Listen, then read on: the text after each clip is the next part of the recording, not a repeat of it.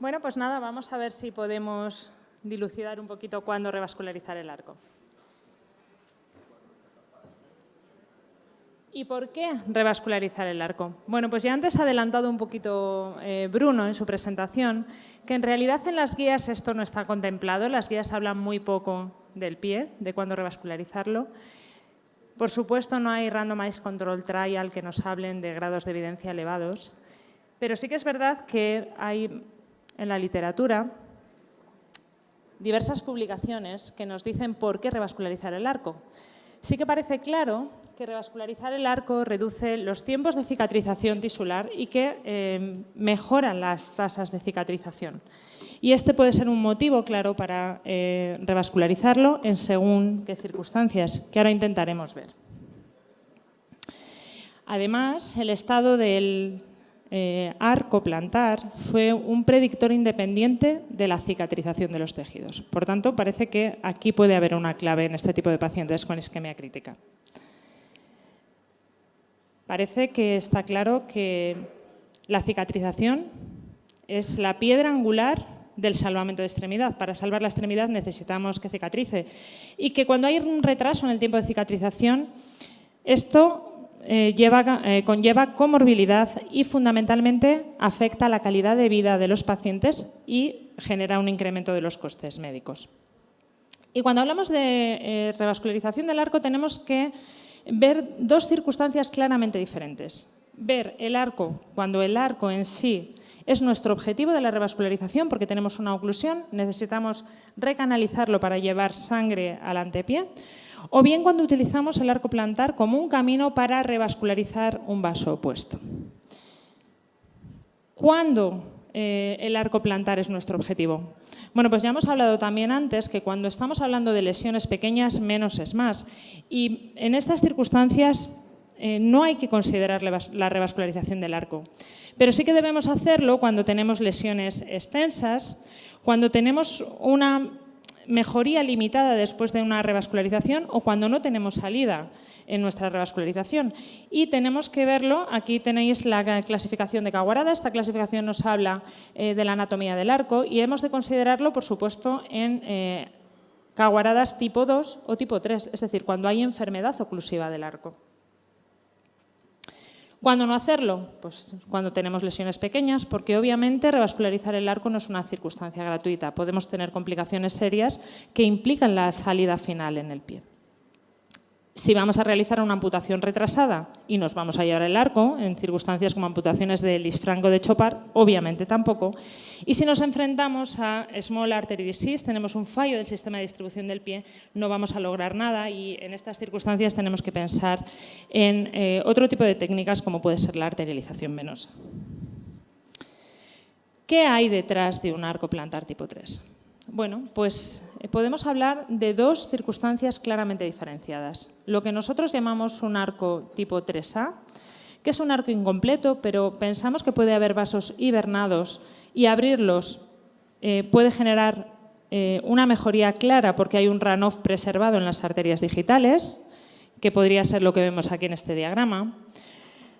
O un arco tipo 3B, que estaríamos hablando de un Small Artery Disease o una oclusión completa. Por tanto, por mucho que hablamos eso, al no tener runoff no vamos a lograr nada. Y como ya hablamos antes, cuando hablamos de variantes anatómicas, hay un porcentaje de un 10% de pacientes en los que no hay arco plantar. Por tanto, aquí parece claro que no hay que revascularizar el arco porque hay una buena salida a través de los dos territorios y esto únicamente es una variante anatómica. Y hemos de tener en cuenta que el que describió la técnica del loop plantar, que fue Lanfroy-Gracchani, tenía una tasa de fallo nada desdeñable. Por tanto, parece que realizar estas revascularizaciones del arco no es algo a priori sencillo.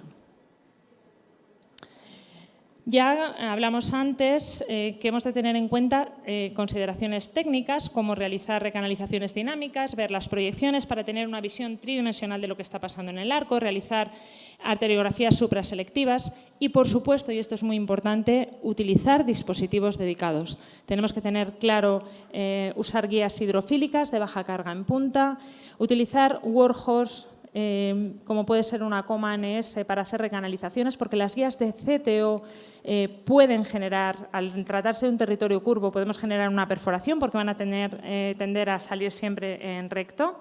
Tenemos que intentar permanecer intraluminales, puesto que aquí una disección nos puede conducir a una situación catastrófica, y no tratar lo que está funcionando bien. Si nos encontramos en un arco que tiene una cierta enfermedad, pero con una buena salida, mejor no dilatarlo, porque siempre que tratemos el arco nos podemos someter a complicaciones fatales. Y ahora os quiero mostrar casos. Este es un caso en el que vamos a tratar un arco como objetivo. Esta es la salida que tenemos en el pie. Entonces, en este caso vamos a realizar una maniobra de loop plantar, como podéis ver aquí, para hacer una recanalización del arco. Teníamos una lesión en el quinto dedo. Entonces, logramos cruzar ese arco. Vamos con un balón cortito. Como veis, esto es un balón Armada XT220, ultra bajo perfil. Esto es un balón muy adecuado para realizar predilataciones, nos permite predilatar el arco. Realizamos angioplastia con balones largos, como veis, y este es el resultado final, con arco permeable y una buena salida en el pie. Aquí veis la vista anteroposterior y ahora esto nos está llevando flujo de forma directa con blas en el tejido. Esto hizo que nuestro pie cicatrizara. Ahora os voy a mostrar otro caso.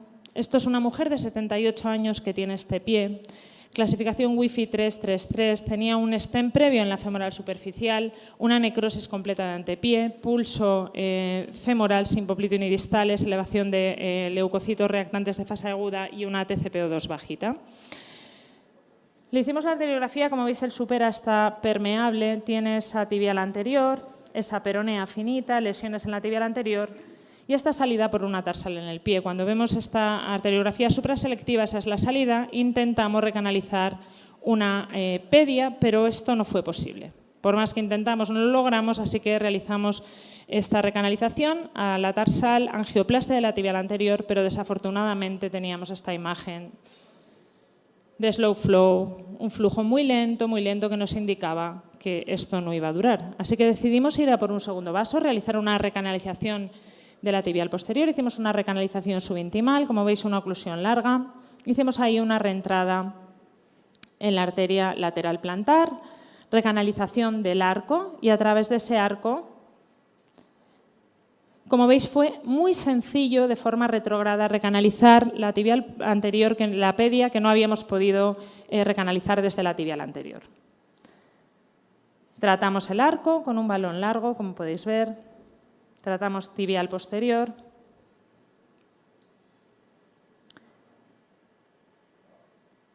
Y esta fue la arteriografía de control. Después de todo esto, esto fue lo que obtuvimos. Parecía que rellenaba, pero esto no tiene una pinta muy bonita. O sea, después de todo este esfuerzo, de todo este trabajo, ¿qué os parece esto? ¿Os quedaríais contentos con algo así? No, ¿verdad? ¿Y qué haríais? Nos encontramos en esta circunstancia, ¿qué se os ocurre? ¿Alguna sugerencia? ¿Alguien tiene alguna idea? Tratar la peronea. Tomarse un vino para ver si... Sí, ¿no? Que estamos en Vascular Tour. El vino es vasodilatador, efectivamente. Bueno, tenemos que tener en cuenta las características fundamentales del arco plantar. Estamos hablando de un vaso tortuoso, pequeño, múltiples ramas, calcificación de la media y como complicaciones quizá la principal cuando lo tratamos es el espasmo. También podemos tener, como hemos hablado, microembolización, disección, perforación. Pero bueno, una de las principales complicaciones es el espasmo y eso fue lo que pensamos. Pensamos en colocarle vasodilatadores, esperar un rato y ver qué pasaba. Habitualmente utilizamos para prevenir el espasmo nitroglicerina en bolos de 200 microgramos. También se puede utilizar verapamilo. Tenemos que utilizar plataformas de 0,14, evitar la plataforma 0,18 e intentar evitar la dilatación agresiva. Todo esto lo habíamos hecho, plataforma 0,14, balones no compliantes, dilataciones siempre intentamos que sean a baja presión, 4 o 6 atmósferas, pero a pesar de eso, bueno, teníamos ese resultado. Así que decidimos poner una perfusión y ver qué pasaba. Y este fue el resultado después de una perfusión. Como podéis ver, tibial anterior, tibial posterior permeables. Y lo mejor de todo, esperar un rato nos permitió ver este resultado increíble en el pie. ¿Cuánto esperan? Dijiste perfusión, ¿a qué le llamas perfusión? Bueno, utilizamos un introductor largo que tenemos en Poplitea y utilizamos una perfusión continua con vasodilatadores. Esperamos un rato. ¿Cuánto es un rato aprox? Esperamos un cuarto de hora. Primero pusimos bolos locales y decidimos esperar un rato, porque muchas veces pones un bolo e intentas hacer una arteriografía de control en un minuto y ves lo mismo. Entonces, muchas veces es preferible, como veis, ya no tenemos guías dentro, no hay nada. Entonces, retiramos todo el material que pueda generar espasmo, dejamos la perfusión a nivel de Poplitea con vasodilatadores, esperamos un ratito y vemos lo que sucede. O sea, un goteo continuo con nitroglicerina. Eso es. No pusimos prostaglandinas. ¿Han utilizado adenosina alguna vez? No. Hoy ha sido nuestra primera vez, porque nos lo ha dicho Ana. No, claro, esto es muy Lo de uso de cardiólogos, rutina, sí. pero nunca hemos usado adenosina.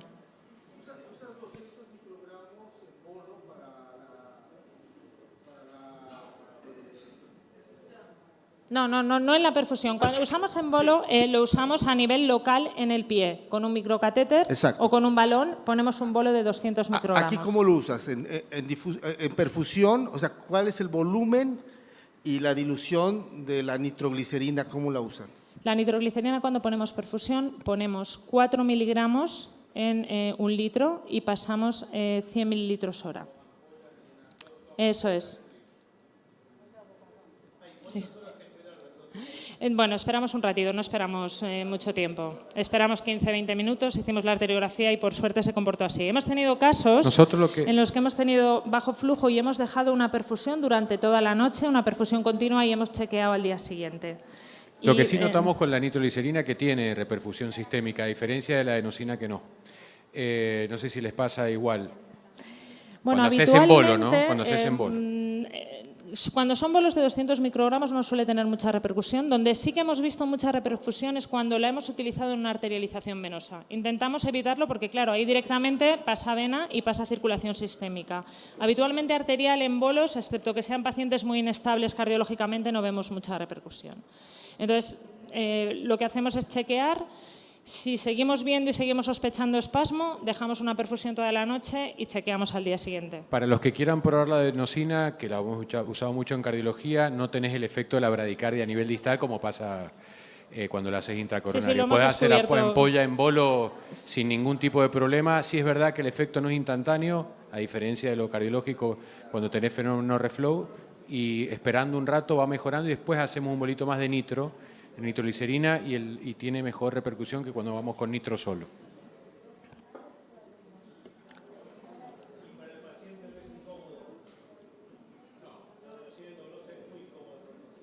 No tiene repercusión sistémica.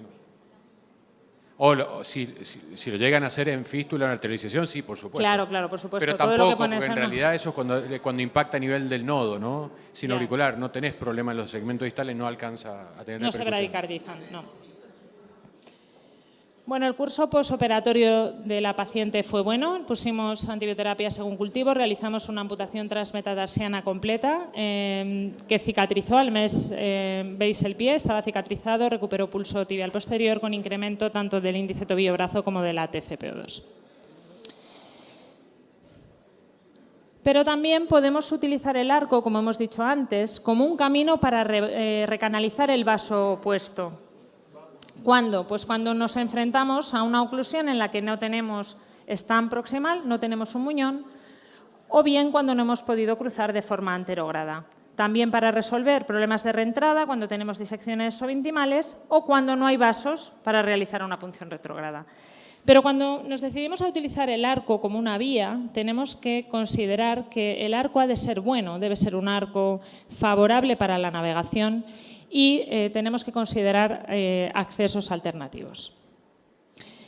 Este es otro caso en el que utilizamos el arco como una vía de navegación. Bueno, como podéis ver, tenía una lesión poplitea que dilatamos con un balón con fármaco, ese fue el control, pero a nivel distal tenía una peronea que podéis ver recanalizaba y una pedia, un segmento de arco, una oclusión de arco. Intentamos Una recanalización anterógrada de la tibial anterior, como podéis ver.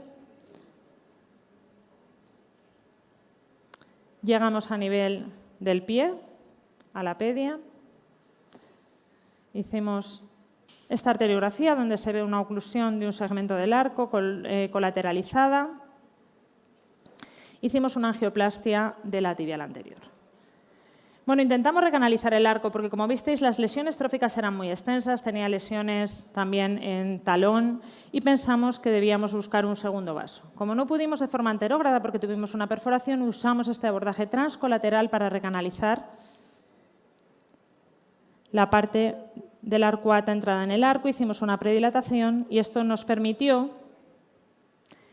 de forma anterógrada, hacer ya el cruce, hacer el loop plantar y hacer una recanalización de la lateral plantar, una predilatación y una angioplastia de la pedia y del arco. Intentamos hacer una recanalización de la tibial posterior a través del arco, pero como veis fue difícil, no conseguíamos avanzar y era un poco lo que comentó antes Ana en el caso que presentó.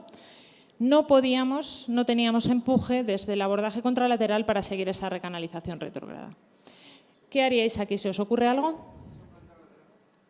Puncionar la plantar lateral, ¿vale? Pero la plantar lateral la acabamos de recanalizar.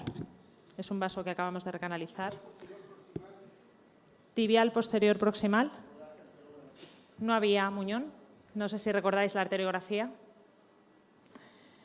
Bueno, pues antes os ha mostrado August nuestra técnica. ¿Cuáles son los problemas que tiene el arco plantar como vía? Bueno, pues este artículo es muy interesante. Nos dice que el plantar loop, comparado con el acceso retrógrado, tiene una tasa similar de acceso a la lesión, pero tiene una menor capacidad de cruce. ¿Por qué? Porque tienes menos capacidad de empuje. Estás más lejos, la distancia a la lesión es mayor, el arco plantar es tortuoso. A veces el arco plantar está lesionado, se espasmodiza, como podemos ver. Entonces, y además hay un problema, que esto lo veréis muchas veces, si utilizamos una guía de 3 metros, que es lo que usamos habitualmente, es imposible hacer el rendezvous y externalizar la guía por la ingle, porque esa guía no es suficientemente larga. Así que nosotros describimos la técnica de balloon assisted, punción asistida por balón.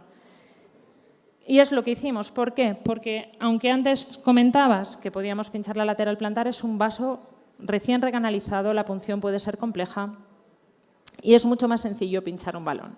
Os explico un poco más detalladamente la técnica. Lo que hacemos es inflar un balón, lo pinchamos, es muy fácil como habéis visto, podemos insertar la guía, avanzamos el balón y la guía, luego sacamos la guía, la pasamos en paralelo al balón, retiramos el balón y ya tenemos una punción retrógrada convencional. Esto nos permite pasar un catéter de soporte y hacer la recanalización. Aquí lo veis en un caso, pinchamos. Veis el contraste en la aguja cuando hemos pinchado el balón, insertamos la guía, avanzamos la guía y el balón unidos, retiramos la guía, la pasamos en paralelo al balón, ya podemos retirar el balón y ya hemos ganado nuestro vaso retrógrado en un vaso que no era un buen vaso para pinchar, no había vaso para una punción retrógrada. Y esto fue lo que hicimos. Aquí lo veis, este es nuestro paciente, pinchamos, fue muy sencillo, lo que antes no podíamos avanzar, los dispositivos se atascaban y no teníamos fuerza. Una vez que pudimos pasar un catéter de soporte nos permitió hacer una recanalización subintimal con una punción retrógrada, identificar el muñón de la tibial posterior, hacer el rendezvous como veis aquí y ya con la guía con un through and through hacer la angioplastia de la tibial posterior, hacer el crossing anterógrado del punto de punción, hemostasia y esta fue la arteriografía de control con permeabilidad de 2 vasos, tibial anterior, tibial posterior, arco plantar y aquí lo veis en la vista lateral y en la vista tibial anterior, en la vista anteroposterior. Y esta fue la evolución clínica de las lesiones. Como mensajes para llevar a casa, ya lo hemos dicho antes, si queremos tratar el arco plantar, lo primero tenemos que saber dónde está el arco plantar, tenemos que hacer proyecciones. Es importante saber que en todo paciente con isquemia crítica debemos realizar una evaluación del sector BTA. Tenemos que realizar 2 proyecciones del pie, si puede ser con una buena lupa, arteriografías supraselectivas, Y que además es importante saber que una revascularización tibial muchas veces no significa éxito clínico, sobre todo si no podemos llevar sangre en el pie y dar salida a nuestra revascularización. Por eso, en isquemia crítica, mejorar el Caguarada, mejorar estas oclusiones del arco, significa mejorar nuestros resultados clínicos. Pero eso sí, como habéis visto, es importante tener una técnica meticulosa y utilizar dispositivos adecuados. Muchas gracias.